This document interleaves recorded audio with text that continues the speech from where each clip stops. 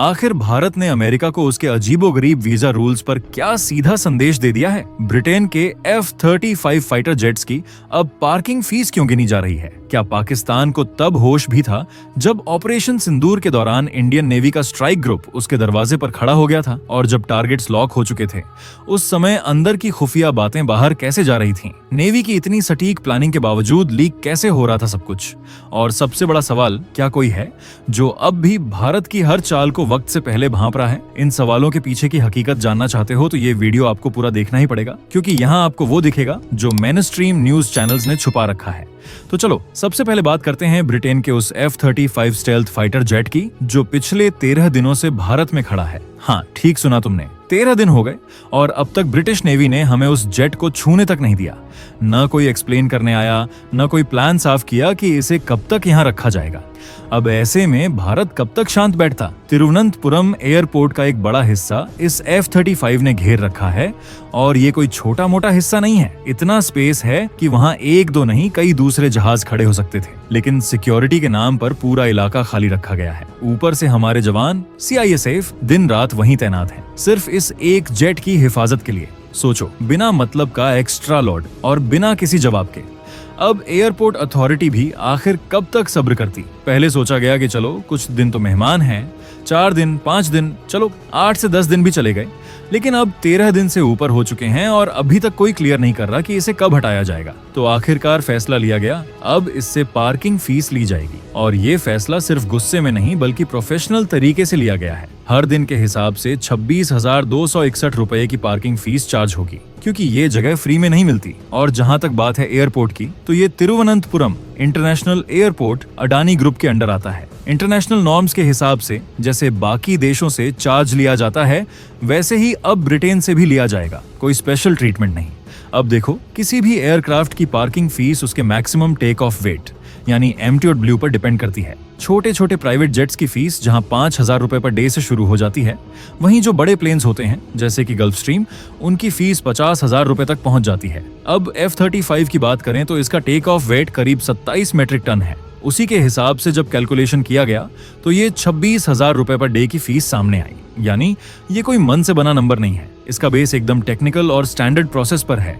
लेकिन अब social media पर बहस छिड़ गई है कि क्या ब्रिटिश नेवी से पार्किंग फीस वसूलना सही है या नहीं, और अगर वसूलनी भी है तो क्या 26,000 रुपए पर डे वाकई जस्टिफाइड है? कुछ लोग कह रहे हैं कि ये बहुत कम है, कुछ का मानना है कि ठीक है, और कुछ इसे पब्लिसिटी स्टंट भी बता रहे हैं। अब यहाँ एक इंटरेस्टिंग बात और निकलकर सामने आई है।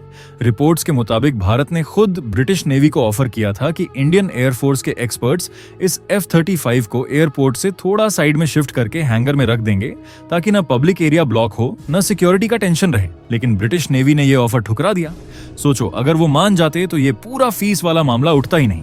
अब क्योंकि ये F-35 दिन रात पब्लिक साइट पर खड़ा है, हर कोई इसे देख रहा है, फोटो खींच रहा है, तो सवाल भी उठ रहे हैं।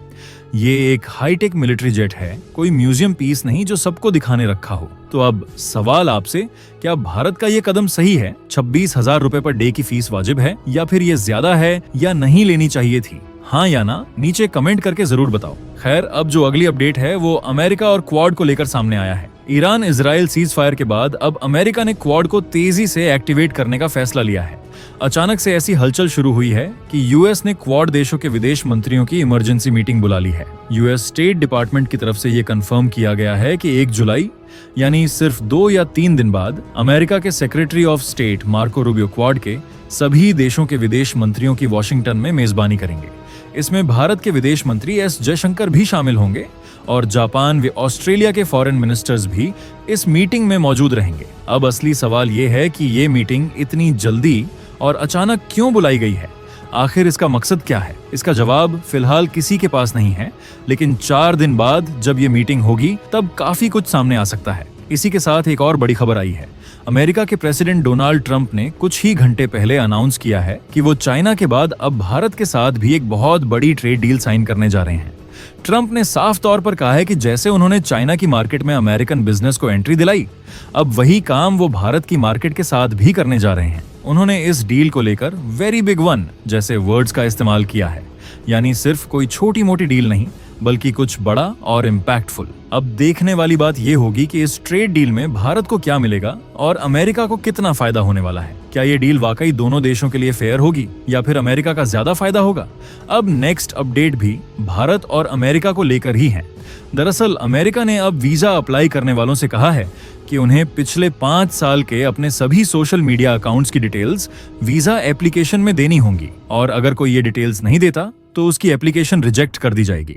इस पर भारत के विदेश मंत्रालय ने भी जवाब दिया है। रणधीर जायसवाल, जो कि मिनिस्ट्री के स्पोक्स पर्सन हैं, उन्होंने कहा, वीजा और इमिग्रेशन से जुड़े फैसले हर देश की अपनी पॉलिसी होती है, उस पर हम सवाल नहीं उठाते। लेकिन हाँ, हमने गाइडलाइंस देखी हैं जिनमें सोशल मीडिया आईडीज की जानकारी मांगी जा रही है। भारत की तरफ से साफ कहा गया है, जो भी भारतीय नागरिक अमेरिका में वीजा के लिए अप्लाई कर रहे हैं, उन्हें योग्यता और मेरिट के बेस पर जज किया जाना चाहिए, न कि उनके सोशल मीडिया अकाउंट्स देखकर। भारत ने यह भी बताया है कि वो अमेरिका के साथ लगातार इस मुद्दे पर बात कर रहा है, खासकर ताकि इंडियन नागरिकों के इंटरेस्ट्स को प्रोटेक्ट किया जा सके। अब सवाल यही है, क्या सोशल मीडिया देखकर किसी की वीजा एप्लीकेशन को जज करना सही है? क्या काबिलियत से ज्यादा अब पोस्ट्स और प्रोफाइल मायने रखेंगे?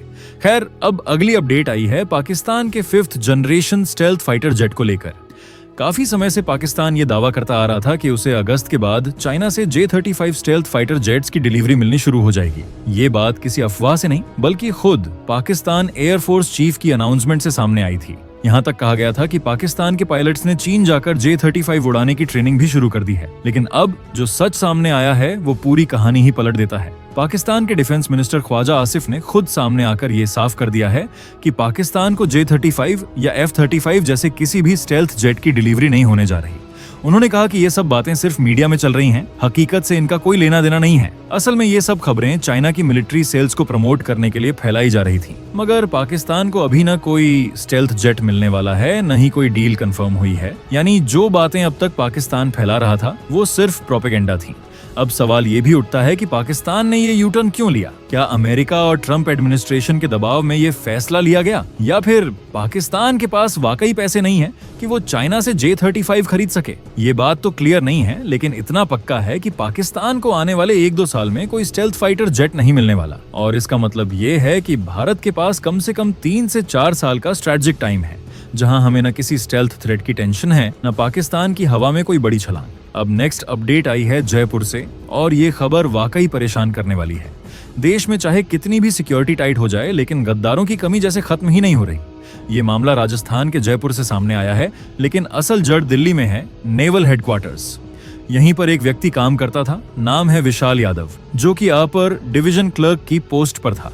दिखने में एक आम सरकारी कर्मचारी, लेकिन इसके पास इंडियन नेवी से जुड़ी कई महत्वपूर्ण जानकारियां थीं। अब जो खुलासा हुआ है वो सीधा देश की सुरक्षा पर सवाल उठाता है। विशाल यादव ने हाल ही में हुए पहलगाम हमले, ऑपरेशन सिंधु और पाकिस्तान से जुड़ी बाकी बड़ी गतिविधियों के दौरान इंडियन नेवी से कुछ क्लासिफाइड डाटा और इंफॉर्मेशन चोरी की, और ये डाटा उसने सीधे पाकिस्तान के हैंडलर को भेजा, और इसके बदले इसने सिर्फ 50,000 रुपए लिए। सोचो, सिर्फ 50,000 में देश के साथ धोखा। ये शख्स नेवी के डायरेक्टरेट ऑफ डॉकयार्ड डिपार्टमेंट में पोस्टेड था और हरियाणा के रेवाड़ी का रहने वाला है। इसकी तलाश काफी समय से चल रही थी और आखिरकार इसे जयपुर से अरेस्ट कर लिया गया है। अब पुलिस, NIA और मिलिट्री इंटेलिजेंस सभी इसे इंट्रोगेट कर रहे हैं ताकि पता लगाया जा सके कि इसने कितनी और कौन-कौन सी जानकारी पाकिस्तान को दी। सबसे खतरनाक बात यह है कि जब भारत ने ऑपरेशन सिंदूर के दौरान नेवी को एक ट्रम्प कार्ड की तरह इस्तेमाल किया और नेवल स्ट्राइक ग्रुप को अरेबियन सी में पाकिस्तान की तरफ डिप्लॉय किया गया, ठीक उसी समय ये आदमी हमारी ही रणनीति दुश्मन तक पहुंचा रहा था। सोचो, अगर ये डेटा सही वक्त पर पाकिस्तान को मिल जाता तो क्या हो सकता था? अब सवाल आपसे, ऐसे गद्दार को क्या सजा मिलनी चाहिए? उम्र कैद या फिर इससे भी सख्त? नीचे कमेंट करके अपनी राय जरूर बताओ। और दोस्तों, ये थी आज की बड़ी खबरें जो काफी रिसर्च और मेहनत के बाद हमने आपके सामने रखी हैं। तो अगर आप हमारी मेहनत को सपोर्ट करना चाहो तो वीडियो को लाइक और चैनल को सब्सक्राइब करके अपने दोस्तों से शेयर कर दें ताकि उन्हें भी ये जानकारी मिल सके। जय श्री राम।